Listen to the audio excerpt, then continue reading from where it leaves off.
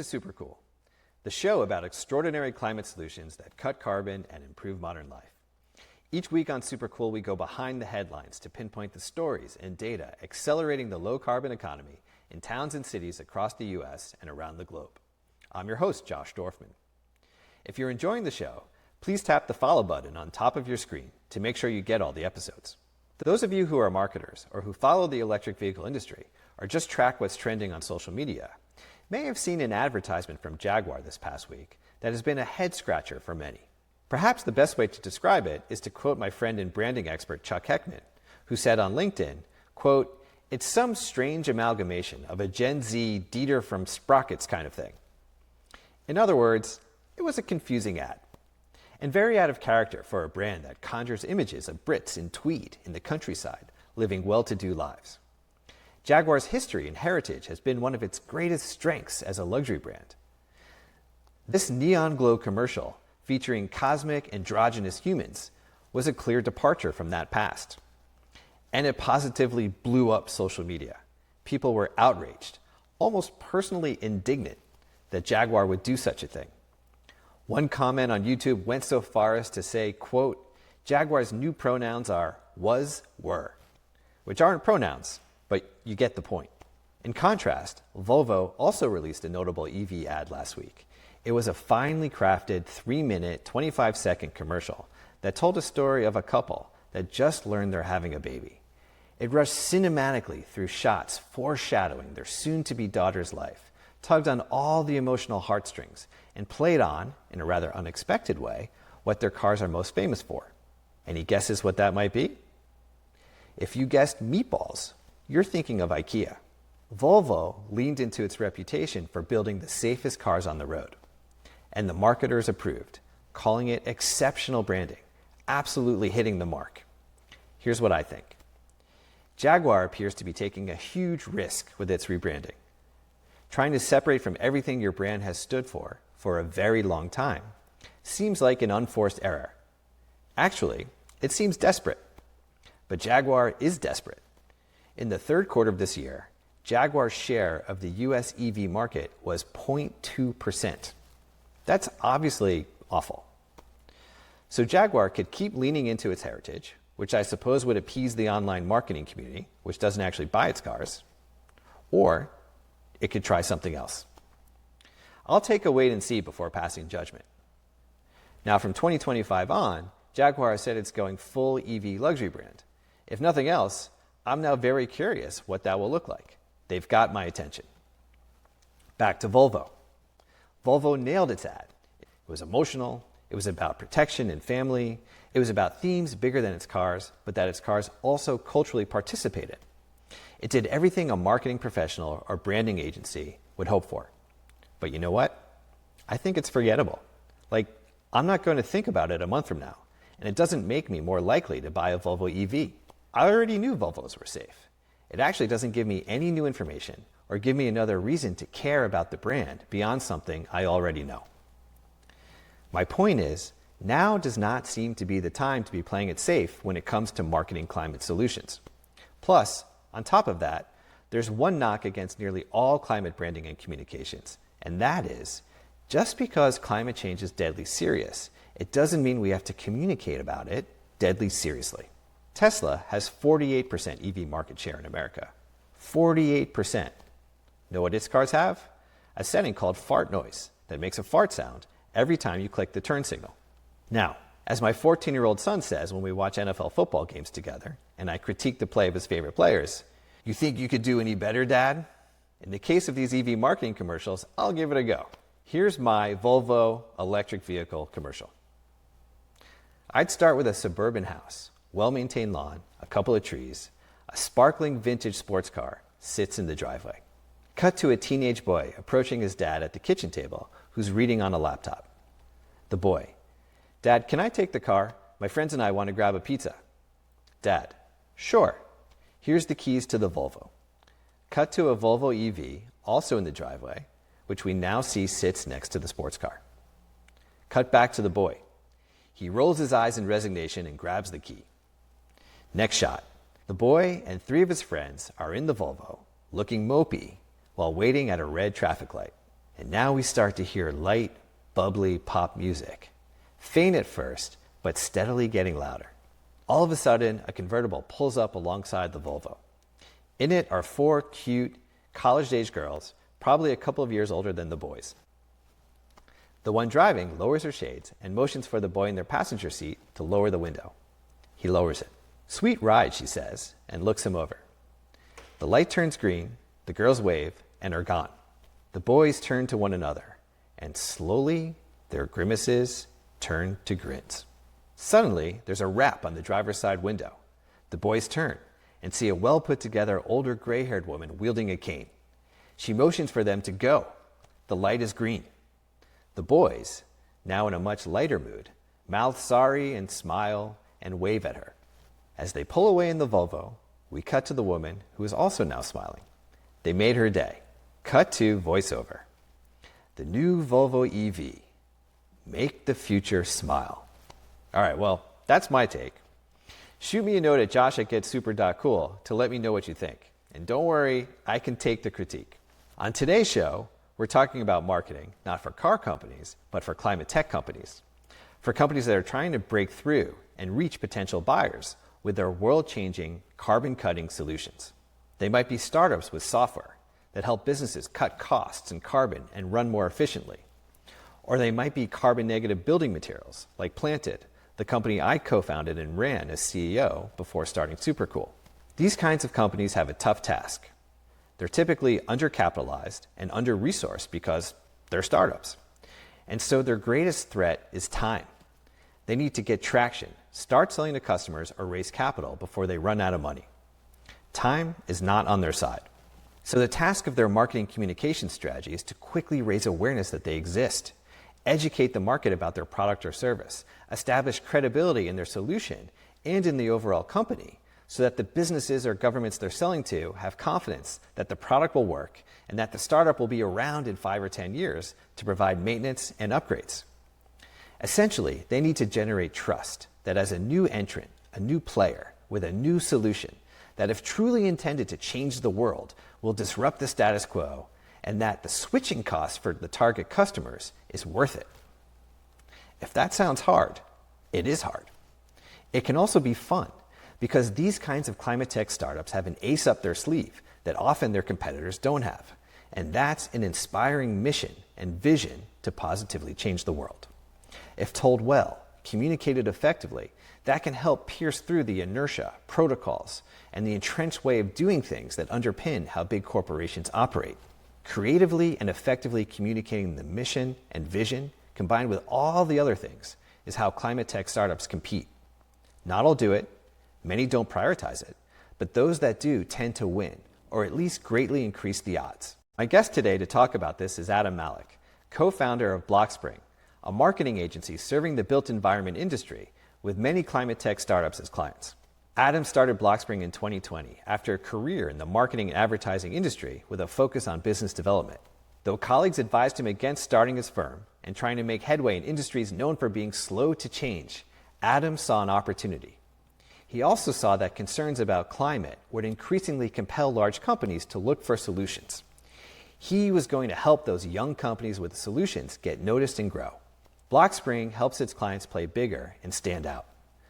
The firm is based in the UK with clients on both sides of the Atlantic, which gives him an interesting lens on how these markets are developing, their similarities and differences. He joins me today to talk about it and why now is the moment for bold marketing in the world of climate tech.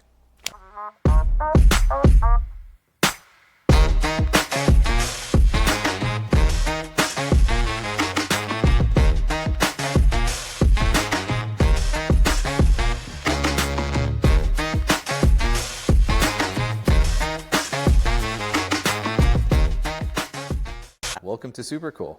Thanks, Josh. Absolute pleasure to be here.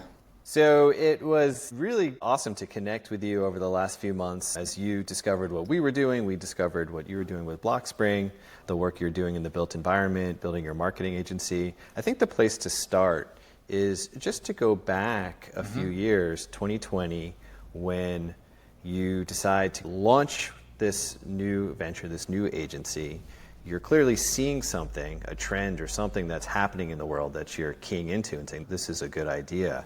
Just take us back to that moment and what was playing out for you when you decided to make the leap. I think it was a series of things, Josh. So I couldn't quite pinpoint it to one singular thing. At the time, pre-2020, I was working in this global real estate technology company. My now business partner, PJ, was working alongside me as we were colleagues. And we could just see how this space was really starting to boom. There was so much pressure on real estate companies to innovate and to think about their carbon footprint and to think about how they can better leverage technology to solve some of these crucial problems plaguing this incredibly large asset class. And like a lot of great ideas, Josh, it actually started off as a bit of a joke.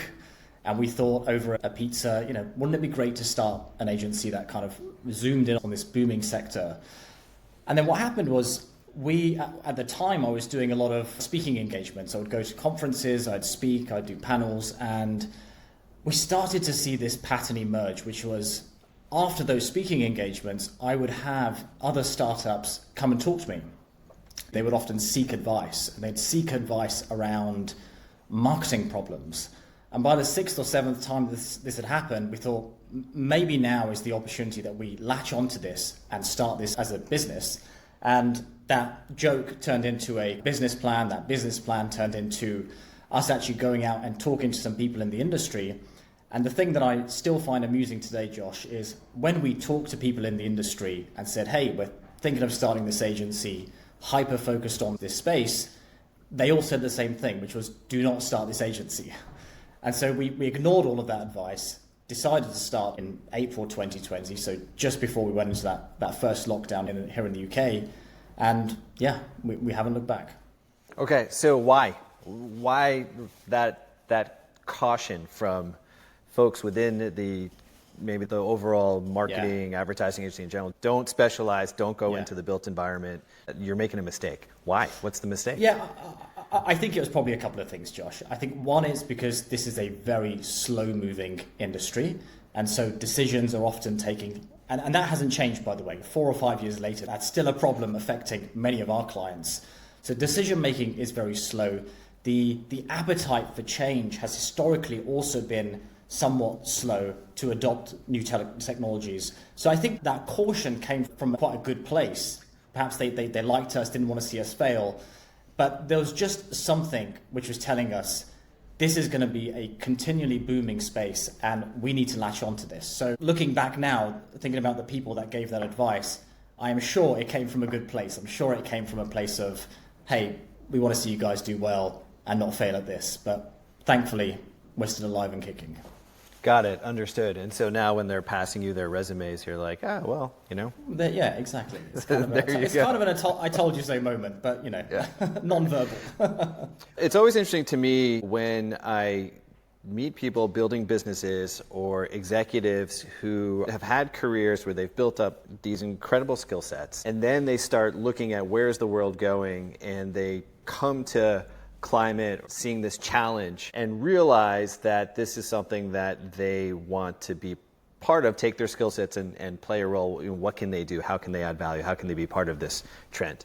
You often see it, or I often see it with people who, for example, execs in marketing who will build their career or brand marketing at a Unilever or a Clorox, and then suddenly they go jump into seventh generation or some brand that, and then they're making it really cool and making it more mainstream. And everyone's like, why'd that person get that job? They're not like authentic. They're not like legit. But at the company, like a seventh generation or whoever is saying like, we want the best person in this seat. And very often we want that person who's cut their teeth right, in a more sort of mainstream corporate environment. They really get marketing. Let's bring them in, and if they have the right sensibility and they're the right fit for the company, this could be great. And so in your case, there is a parallel, right? But you're doing it also from the agency side or the business building side too. So you have to have the skill sets of say, okay, we're going to go build a business.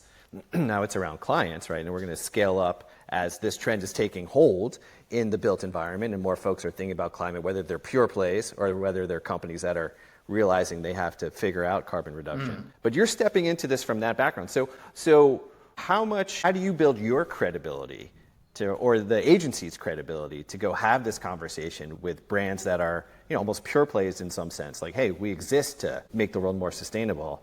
And then along comes Adam Malik and his team. What's that engagement like? One thing we've stayed really true to is the discipline around staying very true and focused on the space that we're in. So both myself and my business partner, PJ, we have had experience in real estate. And so we have had experience in different forms in this sector, and we have very complementary skills. So I actually come from more of an enterprise sales background, commercial background. He comes from a more PR marketing background. So the two really collided nicely in terms of when we're starting this business, we had two very complementary but specialized skill sets. When I think about why our clients choose to work with us, when we win a new client engagement, a new client mandate, one or two of the reasons why they choose us. And they choose us because we've just been hyper focused on technology in the built world. So serving customers who are effectively software companies or hardware companies that are really selling into the real estate or the built world ecosystem. And yes, they could go to an Edelman, or they could go to a larger kind of marketing agency, PR agency. But because of that specialism, because we've also been on the operating side, suddenly it creates, we believe, and our agency growth validates this, that becomes quite an attractive proposition for our customers, because we've also done the hard graft that they are now going through on the operating side. So I think when all of those kind of elements combine, we believe it creates quite an interesting and valuable proposition to our customers. Okay. Yeah, I buy that. That makes sense to me. So there's a alignment on a lot of key things. So Blockspring shows up, you and PJ show up, you bring your team and say, look, we've been operators, we know this industry, we've done it, right? And we're staying on top of it, and we have a real keen sense of how to make you successful. And one of the things I saw you writing about recently, which completely resonates with me, is you were writing about or talking about the fact that software trying to sell into the built environment is such a crowded space. And I probably have a number of things I want to ask you about that, knowing who some of your clients are. But it's so crowded. And so, of course, we want to have a conversation. I'm very curious to talk about, okay, how do you think, with the playbook, with the Blockspring playbook, how do we get you to stand out? I know it's not a cookie-cutter approach, but there's principles and things that you kind of lean into. But the other piece that I'm really curious about is, I guess it's related, but the kind of selling in for these kinds of software companies. And here's where I'm coming from. I know you were there this year, but I was at the Blueprint conference for the built environment. I was there in 2023. And Fifth Wall does their day, right? Climate Day. And I was in the audience, and they had several large real estate companies on stage. And they were talking about, they probably had some software companies too. Mm-hmm. And these large real estate developers were talking about what they were interested in and their appetite for adopting software that maybe makes them more energy efficient or whatever it was. Mm-hmm. And honestly, it was the least inspiring conversation I had heard. It was so, Why? So this, okay, and this maybe is the point. Yeah. It was so, it's incredibly ROI driven with a very short time frame. Now you might say, well, all these companies are under pressure, right? But these are the guys who actually, care the most, and yet it's so driven by, look, I need to see an ROI in I'm not interested in going on a journey with a software company for 10 years. I need to see an ROI immediately. And if it's not at least 10, 12% accretive to my bottom line in terms of how much the software is going to save, we're not doing it. Even though we're up on stage saying that we really care about sustainability and we want to cut carbon reduction, the conversation often sounds like, so when I say it's not that inspiring, I guess because it's so reality-based, the reality that maybe these software companies are selling into. And so where I'm going with all this for you is, what do you do with your customers or your clients to break through? I think you're touching on a really, really important issue here, which is really representative of the real estate sector as a whole, which is around education. If a developer or real estate owner operator is saying, look, we need ROI in 12 months or 18 months or whatever, that is typically, I think, coming from a place of, you just don't understand how software works. These are not, in my experience, sophisticated buyers of software. This is not like you're buying Slack and suddenly your productivity is going to go this way and this way because you instantly get the benefit of it. These are software companies who are solving really hard problems which take time, sometimes years, maybe even a decade to see the real tangible benefits of. So I think there is a huge education gap, which we are still very nascent in helping connect those kind of dots between the software side, the technology side, in terms of what's possible today and what's possible tomorrow, and the expectations of the real estate side. I think conferences like Blueprint and other conferences like it are helping to bridge that gap. But when I hear something like, as you just described, a developer, from the way you phrase it, demanding ROI in that kind of short time frame, that speaks to me as a red flag. It speaks to me as somebody who is just not sophisticated yet and needs to be educated on how and the process of generating a return, generating an ROI from such software products. Okay. So walk me through that, Adam, as you're kind of engaging with your clients to the degree that you can be, maybe share a case study or transparently talk about. Great. If there's client privilege, so be it. That's fine too. But there's a common sensibility. I don't think it just pertains to climate tech oriented software companies or anything else. But if you're going to build a relationship, if you're going to build your brand today, I mean, you do have to educate. You do have to, which also helps lead to that trust. But there's other ways to create trust, right? Totally. So I assume that's a big part of what you're trying to do. But you have to do it in ways that are creative and breakthrough. And I'm curious, like with that education and trust, how much of that then, for these kinds of companies that are so mission-driven, sustainability-driven, climate-driven, how much then do you weave in kind of the mission, the vision, the big impact that we could have on, not just for profit, but also for planet? How do you engage in that type of strategy work or communication work? I think investors and early adopters, they might care deeply about impact. But frankly, end users, they probably prioritize other things like price and performance and convenience. So one challenge is trying to align these priorities. One kind of phrase that we like to describe here at Blockspring is that we are operating in a market which is a sea of the same. And what do I mean by a sea of the same? And this loops back to what you're describing about the thing I'd written about selling into real estate. Let's say Josh Dorfman is an asset manager at a real estate company. You have got technology companies from all different angles trying to sell you something. You might have somebody trying to sell you property management software. You might have somebody trying to sell you ESG software. Someone's trying to sell you an access control system. And it goes on and on and on.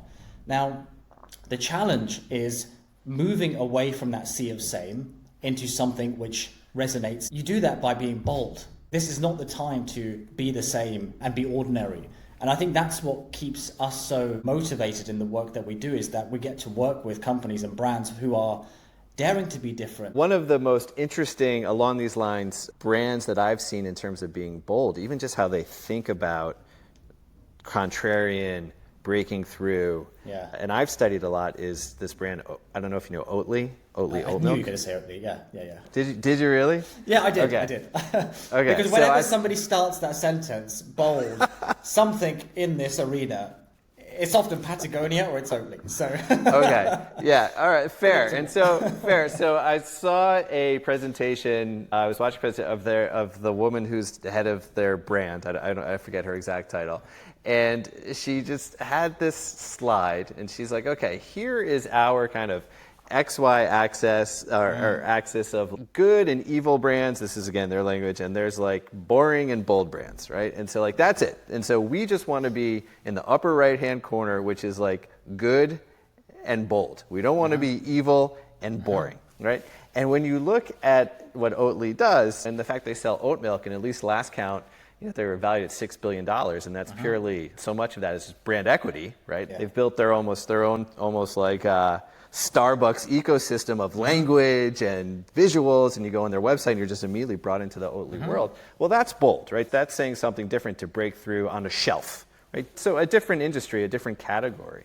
In general, this is what we've tried to do at Planted with our building materials. I think we've done a good job of being different in a number of different ways that are relevant. We've done this really cool work around being very photorealistic of our future factory, but not going too far afield where we want to take, with Planted, we've wanted to take the industry on a journey with us, right? We're going to do carbon negative building materials, but that sounds risky. So we can't be too far out there, right? Yeah. But we have leaned into mission and vision to stand out And then we have to go find the ways to build credibility as we're standing out. Is that what you mean? Yeah, because what you're doing at Plant, you're reimagining a world where we are using these products to construct.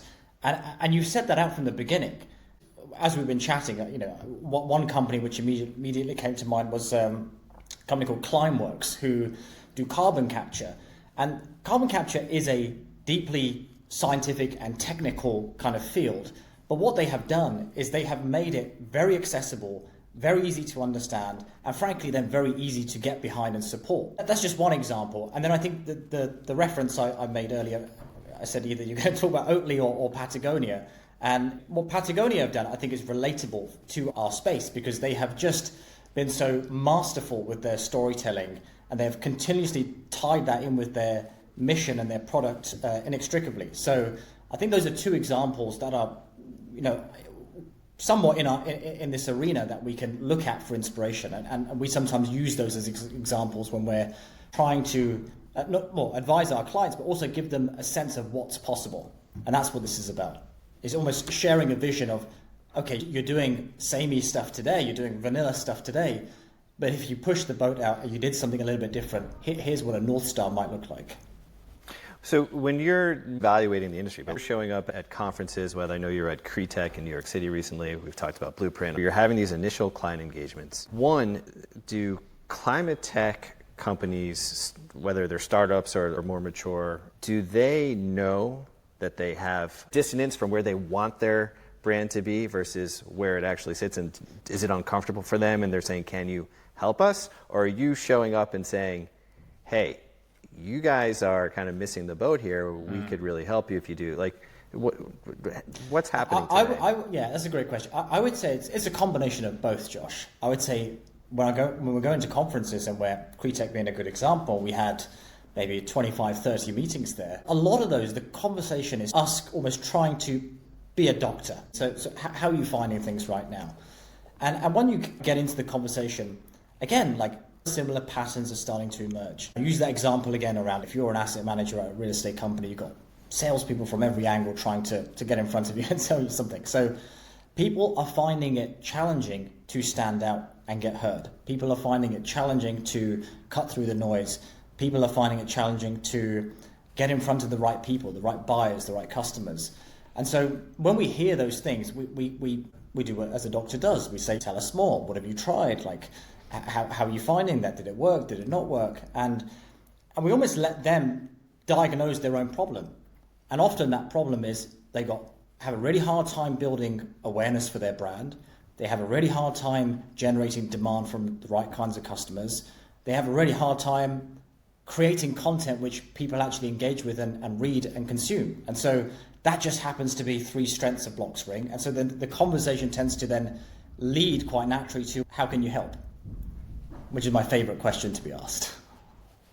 So what I hear you describing is, yes, there's frustration, but I think also, at least for startups who are focused on whether it's software or hardware around climate, they don't necessarily, like, if you're coming from, let's say, more of a technical background, an engineering background, right? Like, even just that sense of, oh, this stuff actually matters, right? Like, we need to go wrap marketing, we need to build the top of the funnel, right? We need to create awareness, create interest. That's not always completely obvious, probably until there's some pain, right? Or you're not getting the results that you want. Exactly. I feel like there is a skill gap in that area, but often we find that when marketing people are brought in, they're often brought in from other industries. And so they don't have necessarily a real estate background or a climate background or a real estate technology background. They often come from other, maybe adjacent or frankly just totally different B2B backgrounds. And so they don't always have that understanding about the nuances of this space. And that's something that our customers really value. So yeah, I think this is a combination of things forming together here. There's the skills gap, there's the acceptance that it's very difficult out there in B2B, plus the nuance of our space. You have an engagement, you're onboarding a company that's selling certain software, maybe ESG software, some reporting software, and they're trying to break through and they're trying to be bold. But what I'm like, what do you lean into? Do you go deep into the mission, the vision, the impact? And what do you feel like breaks through and then inspires you and you get excited and you meet the client and say, we have to elevate this part of what you all do to really have that boldness about a marketing campaign or an ongoing marketing presence? People are still on the more conservative end of bold, whatever that means. And I think this is what you're trying to get at, Josh. That might be topic A, topic B, topic C. Right, let's explore those topics. Within those, what can you say that's unique? And frankly, what can you say that can be supported by data that you have? Because if we start venturing into, I mean, it's a bit like you go to a conference, a real estate conference, and often it's four guys, white guys on a stage, all agreeing with each other. And that's what we're trying to avoid with our clients. The way that we can do that is to create these angles of being contrarian. But what we love more than anything is where we're able to support these storytelling angles with data. So what is some data that the client has been collecting through their platform that tells this interesting narrative, this interesting trend that the market didn't know before?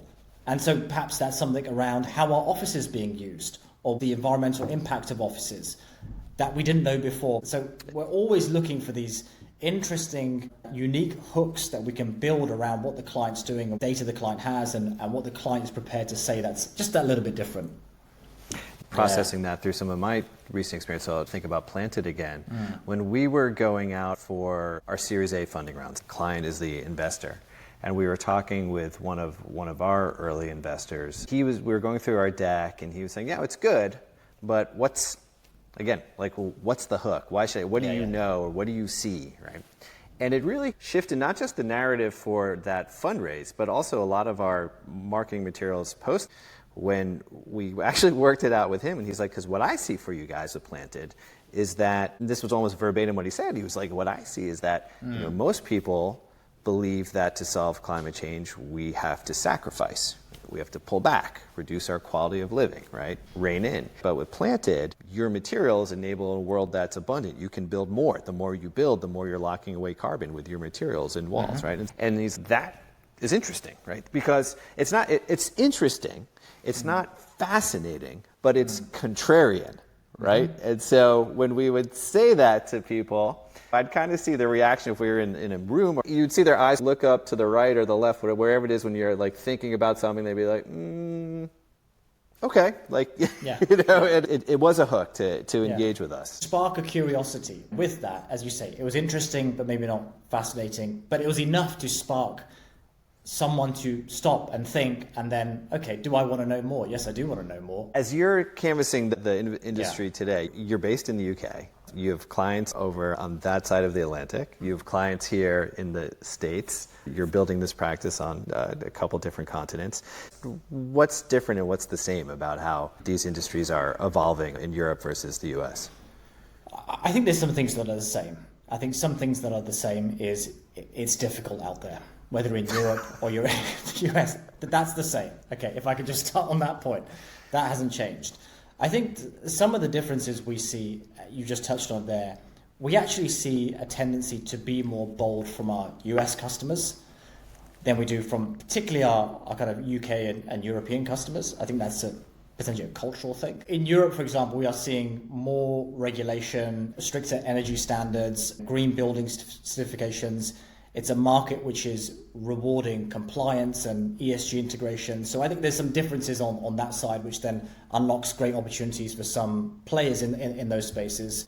I guess one of the kind of difference that we're seeing is a kind of new role that has been emerging, particularly within the real estate industry, amongst the bigger real estate companies, is this kind of like innovation team, innovation lead, who is typically one of the core decision makers in the buying journey for such products, such solutions. We see a lot of those roles exist here in Europe, particularly in the UK. I may be corrected on this, but certainly from our experience, we haven't seen as many of those come into effect in the US. Maybe a bit slower on that side, but yeah, there's a lot of similarities, but a lot of differences too. So on the team that's evaluating a new product, a new service, you have a more of an innovation presence. Correct. On that team. Correct. That's doing the event. That resonates with me. I remember speaking with some companies in Germany and elsewhere who are interested, again, in Planted. big corporations. But I also think a lot of that is the fact that Europe has a different policy environment right now, right? And so there's laws are saying you are going to have to zero out carbon much stricter, much sooner than what exists in the US. And so I have had, actually, that really does speak to me, Adam, because I've talked with folks, who do have that title, innovation director or something else.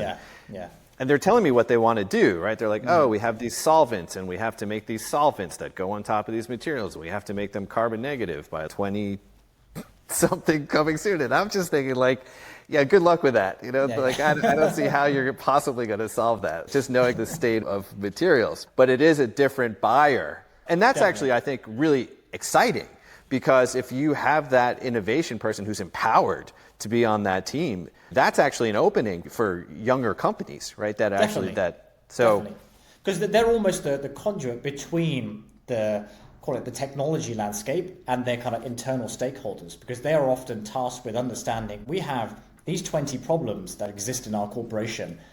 I am now the person that's going to go out and find the right solutions to solve those 20 problems.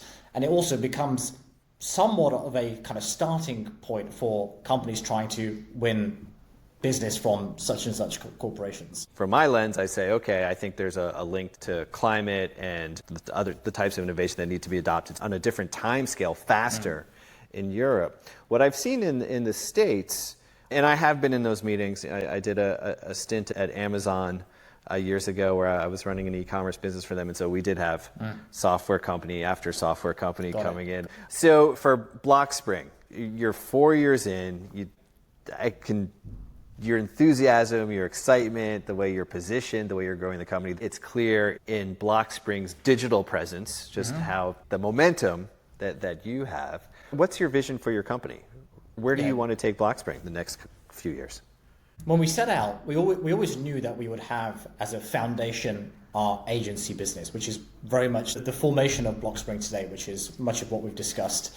But the vision and the goal was always to expand into other products and other services. And over the coming months, we'll be looking to roll out our own kind of event series. We've got plans in the works for some other ideas, particularly in the kind of the media space. The goal was always to differentiate, but always with this kind of hyper-focused lens on the space that we're in, which is real estate and climate technology. So we still are super passionate, which hopefully has come across today, and super focused on what we think is an essential sector. And so the goal is still to stay hyper-focused, but to slowly expand into, frankly, new products, new services to, increase our kind of opportunities for growth. And for the industry, as you've now been in this industry for a number of years, where do you see, if you were going to place some bets and say, I think, within climate, it's this kind of software, these kinds of solutions are going to be in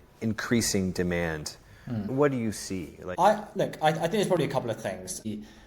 The appetite for low carbon, carbon-free building materials to be a real growth area for us. So companies like Brimstone, for example, with their cement alternative, companies like Partana in Bahamas, Planted. There's a whole host of other companies emerging in that space. I think the demand and the appetite, particularly with the sheer cost of materials, building materials today, I think that's going to be a really interesting space to watch. Any software which is helping in a company's journey to decarbonize, I think is also going to be mission critical, and it's going to be an essential software solution for corporations that particularly are involved in the built environment. So companies, I'll just shout them out because they're one of our customers, Measurable, companies like that who are helping particularly real estate businesses to better understand and measure the impact of their carbon footprint, and therefore decisions and actionable decisions based on the data. I think that's going to be a real growth area. I do also think that there are a lot of businesses in this space which, particularly in that kind of period 2019, 2020, were venture-backed and went down that kind of venture route. But in all honesty, I don't think they were venture-backable businesses, and I think we're going to see a lot of casualties in this space as well. Either they'll fall by the wayside, or they'll get swallowed up by larger organizations. So I think these next kind of 12, 24 months, we're going to see a lot of growth in some segments. I think we're going to see a bit of a decline in some segments, and I think we're going to see a lot of consolidation. When you're in a moment where capital is flowing a little easier, that businesses that may not be venture backed will get that capital. Totally. Yeah, which can present loads of challenges. Certainly low carbon materials, we see that too. The challenge that we see from a Supercool lens that we're tracking is companies getting across the valley of death, finding the financing that actually gets them from really awesome pilots to commercial scale is something that we're paying a lot of attention to. Brimstone's done a great job with that. They have a lot of funding. Some of the others do too. Like we look at Sublime Systems. There's also in that kind of low carbon space or carbon negative concrete space. Measurable's interesting. They recently closed a Series D round, right? It's more software based, but this is a company that really has scale, loads of clients, has really positioned itself nicely. The piece I feel like maybe just it's the entrepreneurial piece within me, or the impatient piece around software. I often feel like when I hear about these kinds of solutions, that they should already exist. And so I think what Measurable is doing and trying to pull in all this ESG data from disparate sources and make it really transparent and really visible and really actionable, I get that that's a tricky challenge because you have to surface so much data that's been hard to come by and so normalize formats, it. So many places. Really tricky, and if you can put that into some elegant dashboards or reports that are really actionable, massive opportunity. But so often, and this probably comes back to one of my first comments, when I hear panels and people are saying, well, we're looking at some efficiency software, and it's like, really? Because I feel like that's existed for a decade now. Maybe it's getting smarter, but like you don't have automation yet to turn your lights off when no one's in the office. Like that's a novel idea. Like really? Yeah. I can't help but roll my eyes a little bit when with some of those things where I just feel like, how is this not here already? But like you said, the reality, and you do have to deal with the reality. The reality is the built environment's been an industry that has been very resistant to change, very resistant to digitalization, right? This is just the playing field that companies have to try and sell into to affect change. Totally. Just to put that into perspective, McKinsey released a digitization index, and real estate is marginally ahead of agriculture. So that gives you a sense of just... It's crazy. Gives you a sense of this so-called playing field that we're operating in. Okay. So for Blockspring heading into 2025, where are you going to be? Are there events for our listeners who are in this industry, or curious about this industry? Where do you go? Where are conferences that you'll be and you think should be on people's radars? Blueprint for me is probably the premier event in this space. They've done a really great job, and now they've recently been acquired by Inman, so hopefully that gives them more firepower to put on even bigger, greater shows. I think they pull in incredibly great crowd of people from the real estate side, climate side, technology side, all coming together for engaging discussions and networking. So I think that, which is in Vegas in September, and the Critic series is still a really great show. So I think it happens now in April in London, or possibly May in London, also in New York in November. And then we actually think there's going to be, and this is something that we plan to launch as well, a series of micro events, hyper-targeted, hyper-localized. And we think that the thirst for knowledge in this space is something that is really exciting and something that we're hopefully going to be tapping into. So watch this space.